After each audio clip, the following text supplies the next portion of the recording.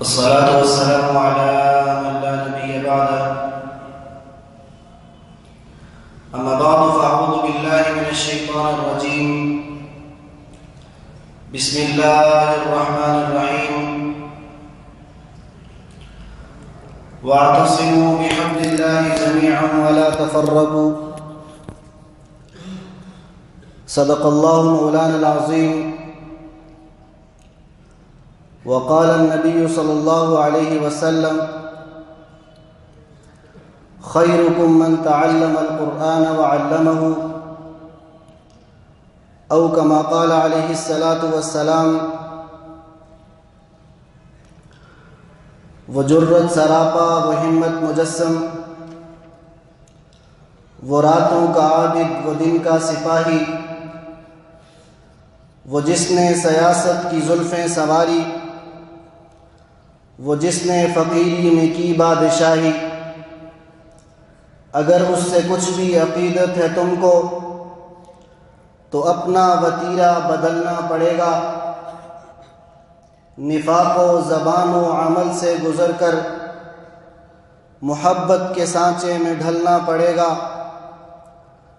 خبر دے رہا ہے محمد کا اسوہ کہ آسان نہیں ہے مسلمان ہونا.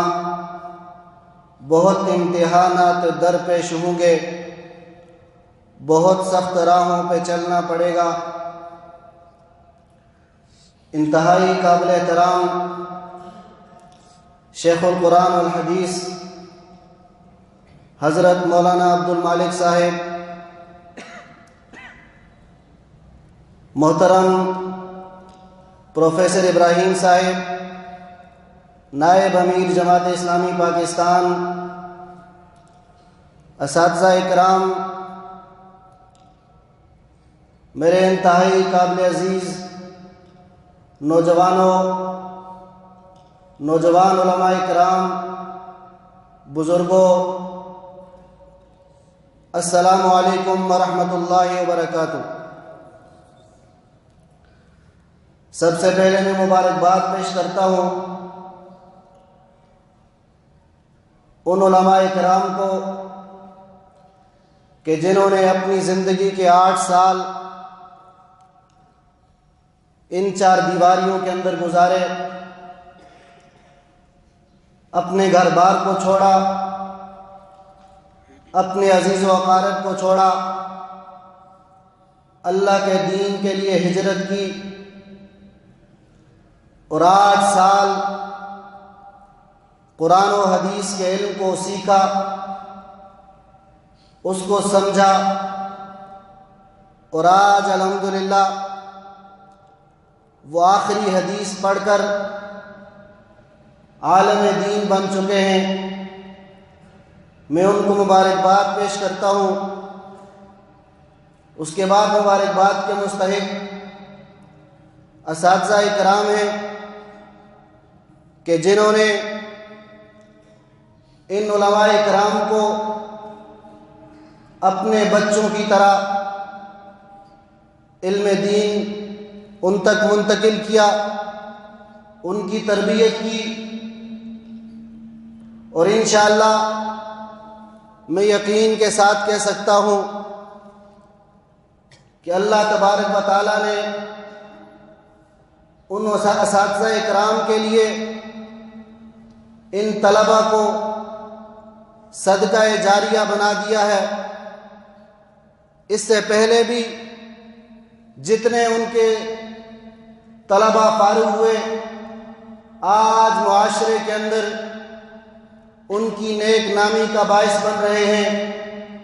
جہاں اسلام کی خدمت کر رہے ہیں وہاں پر اپنے مدرسے کا نام بھی روشن کر رہے ہیں، اپنے شیوخ کا نام بھی روشن کر رہے ہیں، اور ان دینی مدارس کے لیے طلبہ کو لانے کا سبب بھی بن رہے ہیں. اس کے ساتھ ساتھ میں مبارکباد پیش کرتا ہوں والدین کو کہ انہوں نے اپنے بچوں کو اللہ کے دین کے علم کو حاصل کرنے کے لیے مدرسے پر اعتماد کیا، علماء کرام پر اعتماد کیا، اور اپنے لخت جگر کو اس چار دیواری کے لیے بھیج دیا۔ یقیناً یہ بہت بڑا فیصلہ ہوتا ہے کہ اپنے بچے کو اپنے گھر سے دور، اپنے آپ سے دور، رات کو کیا ہوتا ہے، دن اس پر کس طرح گزرتا ہے، کون کون سی تکالیف آتی ہیں، لیکن ایک والد اپنے بچے کو اللہ کے حوالے کر کے عالم دین بنانے کے لیے وہ مدرسے میں بھیج دیتا ہے۔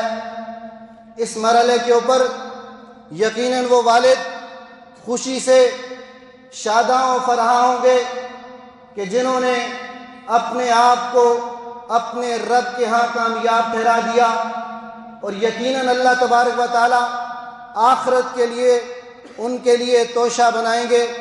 میرے بھائیوں اور دوستو، آپ نے علم دین کو حاصل کیا، آپ قرآن و حدیث کو پڑھے، آپ نے فقہ کو پڑھا، آپ نے صحیح شعور حاصل کر لیا کہ اللہ کے دین کیا کہتا ہے، اس کے تقاضے کیا ہیں۔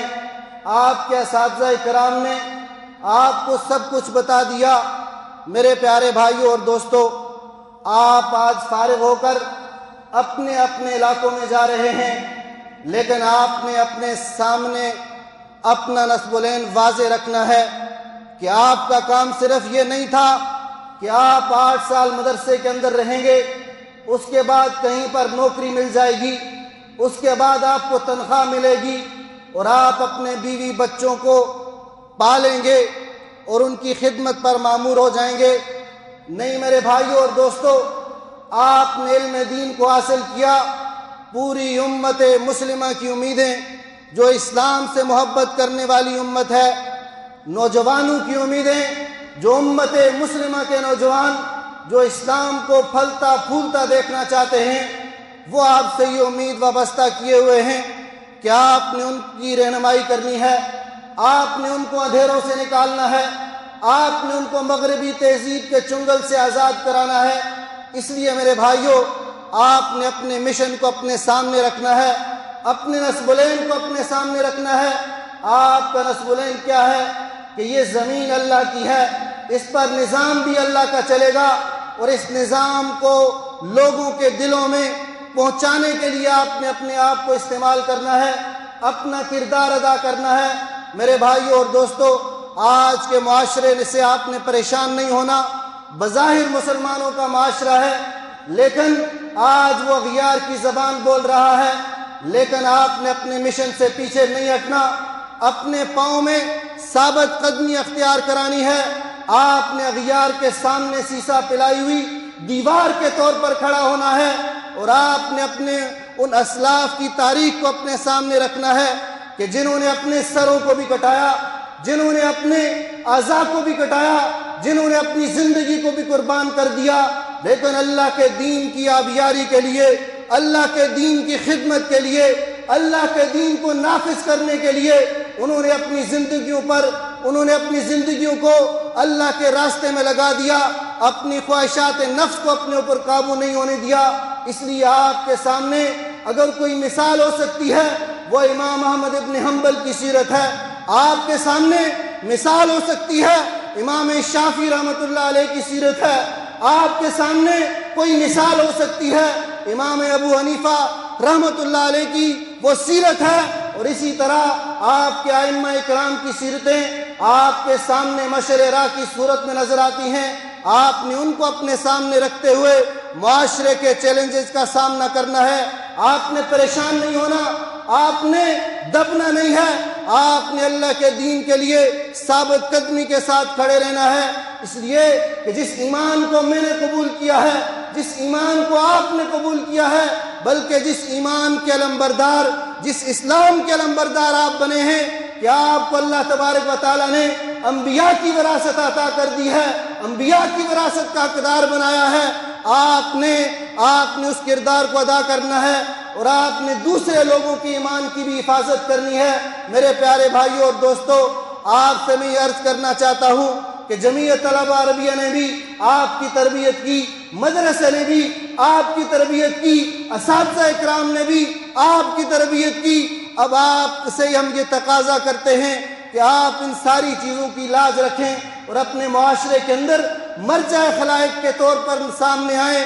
سید مودودی رحمۃ اللہ علیہ نے جس طرح فرمایا تھا کہ قرآن و سنت کی دعوت لے کر اٹھو اور پوری دنیا پر چھا جاؤ، آج کی انسانیت منتظر ہے کہ کوئی ایسا فرد ہو کہ جو فرقے کی بات نہ کرتا ہو، کوئی ایسا فرد ہو جو مسلک پرستی کی بات نہ کرتا ہو، کوئی ایسا فرد ہو جو نفرت کی بات نہ کرتا ہو۔ میرے پیارے بھائیوں اور دوستو، اللہ تبارک و تعالیٰ نے آپ کو یہ ساری نعمتیں عطا کی ہیں۔ آپ اخوت کے لمبردار بھی ہیں، آپ محبت کے لمبردار بھی ہیں، آپ فرقوں سے نفرت بھی کرتے ہیں، لیکن آپ نے اپنے مشن اور مقصد کے لیے اپنے کردار کو نہیں بھولنا۔ آپ نے اسی محبت کو، اسی اخوت کو معاشرے کے اندر پروان چڑھانا ہے، یہ آپ کی ذمہ داری ہے۔ میرے پیارے بھائیوں اور دوستو، تحریک اسلامی کی شکل کے اندر آپ کے پاس ایسی تحریک موجود ہے کہ جو اللہ کی زمین پر اللہ کے نظام کی بات کرتی ہے۔ جماعت اسلامی کا دست و بازو بننا ہے، جماعت اسلامی میں بحیثیت مربی کردار ادا کرنا ہے، جماعت اسلامی کے اندر آپ نے ایک قائد اور رہنما کی صورت میں بھی کردار ادا کرنا ہے۔ آج کے اس معاشرے کے اندر جماعت اسلامی سے بڑھ کر کوئی ایسی تحریک موجود نہیں، کوئی ایسی فکر موجود نہیں کہ جو امت مسلمہ کے لیے رہنمائی کا کردار ادا کر سکے۔ اس لیے یہ اللہ کا بڑا احسان ہے کہ سید مودودی کی جماعت آج ہمارے پاس موجود ہے۔ اسلام کے غلبے کے لیے ہمارے پاس پلیٹ فارم موجود ہے، ہم نے اس کو استعمال کرتے ہوئے اللہ کے زمین پر، اللہ کی زمین پر اللہ کے نظام کو نافذ کرنے کے لیے اس جد و جہد کا عملی نمونہ بننا ہے۔ میں آخر میں آپ سے یہ بھی گزارش کرنا چاہتا ہوں، آپ مدرسے سے چلے جائیں گے، مدرسے سے جانے کے بعد آپ نے یہ لازمی اپنا جانشین کسی کو بنانا ہے، آپ نے اپنی جگہ پر کسی طالب علم کو مدرسے کے اندر بھیجنا ہے۔ میرے بھائیوں اور دوستو، یہ مدرسے کوئی عام چیز نہیں ہے، یہ مدرسے اس امت کے ماتھے کا جھومر ہے۔ اگر یہ مدرسے نہ ہوتے تو آج میرے بھائیوں جو فحاشی اور عریانی نظر آتی ہے، اس سے 100 گنا آپ کو نظر آتی۔ یہ مدرسوں کا کمال ہے کہ آج کا مسلمان یہ شرم محسوس کرتا ہے، اس کے اندر حیا ہے، اس کے اندر غیرت موجود ہے کہ جب کبھی اسلام پر حملہ آور ہونے والی طاقتیں آگے بڑھتی ہیں، وہ اپنے آپ کو تیار پاتا ہے، اس کے سامنے کھڑا ہوتا ہے۔ اس لیے مدرسوں کو مضبوط بنانا ہم سب کی ذمہ داری ہے۔ آپ جو لوگ یہاں بیٹھے ہیں، جو دور دور سے آئے ہیں، آپ کے سامنے بھی میں گزارش کرنا چاہتا ہوں کہ ان مدرسوں کو مضبوط بنائیں، اپنے بچوں کو مدرسوں میں بھیجیں، اپنے ایسے بچے کو بھیجیں جو سب سے زیادہ ذہین ہو، جو سب سے زیادہ قابل ہو۔ لیکن میرے بھائیوں اور دوستو، اگر آپ نے یہ کام نہ کیا تو امت مسلمہ کو شدید نقصان ہوگا۔ اس لیے آپ نے اسلام کے تحفظ کے لیے، پاکستان کے تحفظ کے لیے، اسلام کے عقائد کے تحفظ کے لیے اپنے بچوں کی قربانیاں پیش کرنی ہیں، سامنے لانا ہے، علماء بنانا ہے، حفاظ بنانا ہے، اور اسلامی انقلاب کا اول دستہ بن کر معاشرے کے اندر کردار ادا کرنا ہے۔ میں اللہ تبارک و تعالیٰ سے دعا کرتا ہوں کہ اللہ تبارک و تعالیٰ ان نوجوان علماء کرام کی زندگیوں میں برکت عطا فرمائے، ان کے اساتذہ کرام کو اللہ تبارک و تعالیٰ جزائے خیر عطا فرمائے، اور ان کے لیے اس دنیا کے اندر بھی اور آخرت کے اندر بھی کامیابی اور کامرانی کا پیش خیمہ ثابت فرمائے۔ وآخر دعوانا ان الحمد للہ رب العالمین۔